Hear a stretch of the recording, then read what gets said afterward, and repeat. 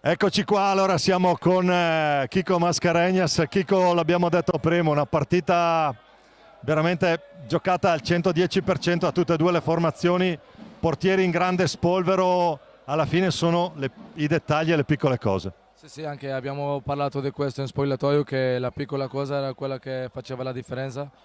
Credo che è stata una bella partita, complimenti al Monza e anche complimenti al Valdagno, perché credo che ha fatto una bella partita.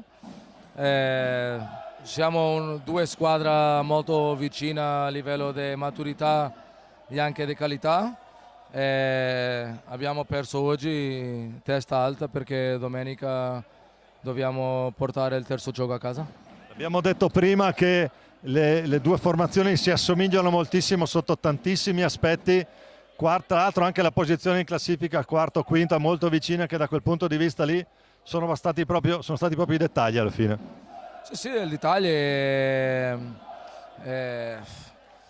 alla fine credo che abbiamo fatto una buona partita. Sono veramente orgoglioso del giocatore, della forma come si hanno dedicato al gioco e come hanno giocato, ma questo non è matematica. Anche abbiamo avuto tante opportunità, tanto noi come loro, sì, però sì, l'Italia ha fatto la differenza e per quello non ha tanta differenza nel tabellone, è un 3-2 e abbiamo di avere la fiducia che domenica possiamo portare il terzo gioco a casa. Allora testa domenica e fino alla fine forza Valdagno, grazie Chico. Grazie.